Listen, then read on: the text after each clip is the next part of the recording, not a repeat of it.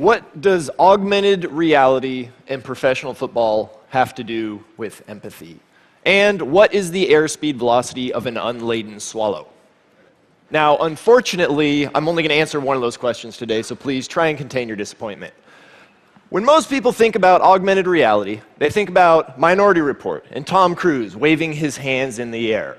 But augmented reality is not science fiction. Augmented reality is something that will happen in our lifetime, and it will happen because we have the tools to make it happen, and people need to be aware of that, because augmented reality will change our lives just as much as the internet and the cell phone.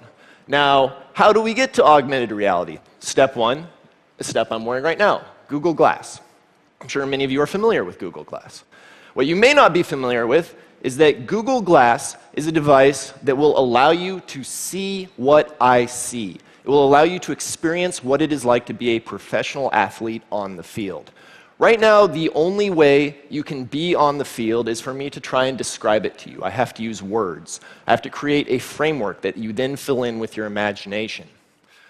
With Google Glass, we can put that underneath a helmet, and we can get a sense of what it's like to be running down the field at 100 miles an hour, your blood pounding in your ears. You can get a sense of what it's like to have a 250-pound man sprinting at you, trying to decapitate you with every ounce of his being. And I've been on the receiving end of that, and it doesn't feel very good. Now, I have some footage to show you of what it's like to wear Google Glass underneath a helmet to give you a taste of that. Unfortunately, it's not NFL practice footage because the NFL thinks emergent technology is what happens when a submarine surfaces. But we do what we can. So, let's pull up some video. Go!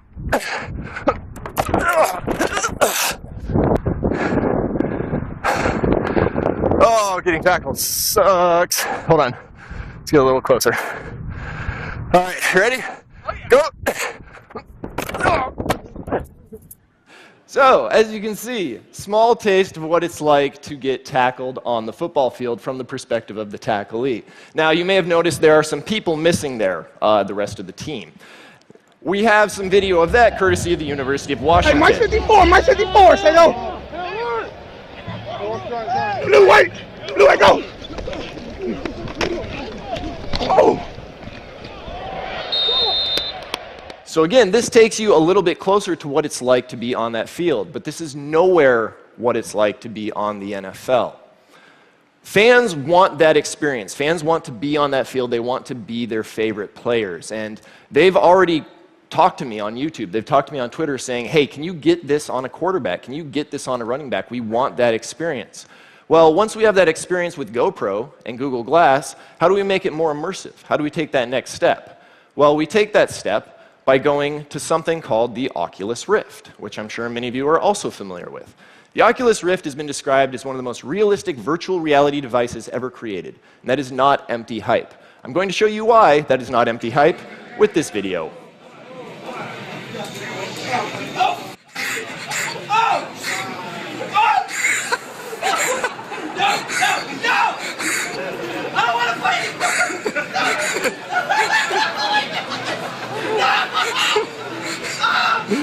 So, that is the experience of a man on a roller coaster in fear of his life.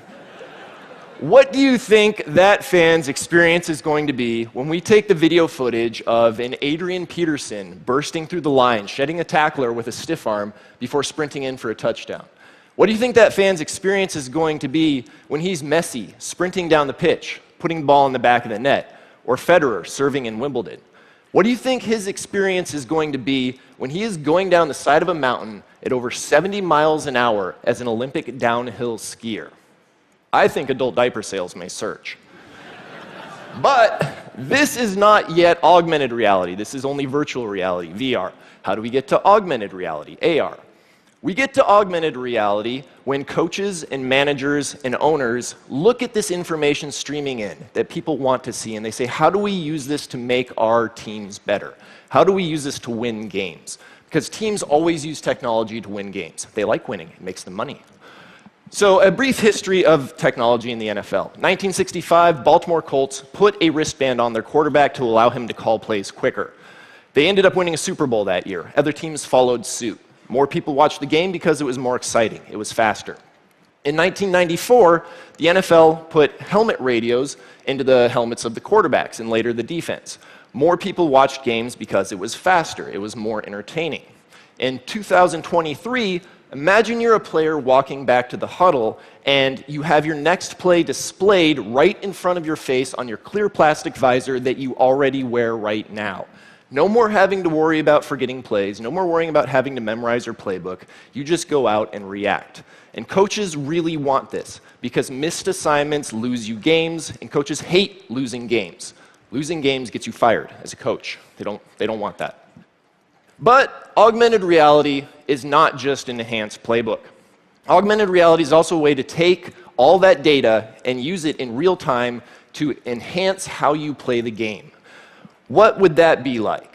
Well, a very simple setup would be a camera on each corner of the stadium looking down, giving you a bird's eye view of all the people down there.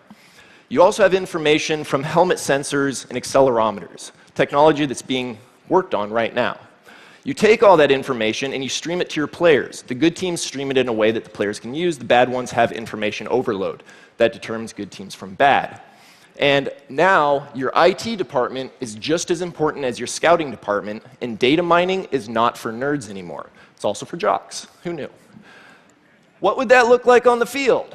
Well, imagine you're the quarterback. You take the snap and you drop back. You're scanning downfield for an open receiver.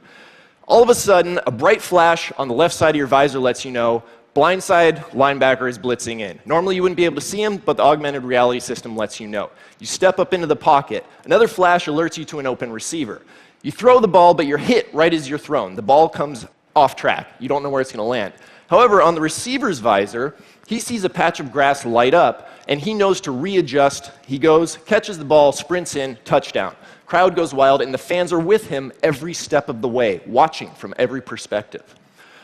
Now, this is something that will create massive excitement in the game. It'll make tons of people watch because people want this experience. Fans want to be on the field. They want to be their favorite player. Augmented reality will be a part of sports because it's too profitable not to.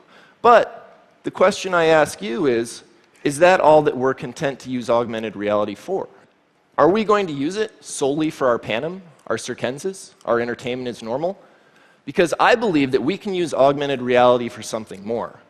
I believe we can use augmented reality as a way to foster more empathy within the human species itself, by literally showing someone what it looks like to walk a mile in another person's shoes. We know what this technology is worth to sports leagues. It's worth revenue to the tune of billions of dollars a year.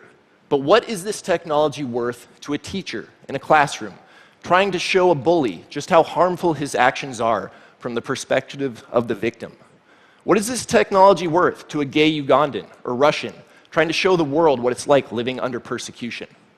What is this technology worth to a Commander Hadfield or a Neil deGrasse Tyson, trying to inspire a generation of children to think more about space and science instead of quarterly reports and Kardashians? Ladies and gentlemen, augmented reality is coming. The questions we ask, the choices we make, and the challenges we face are, as always, up to us. Thank you.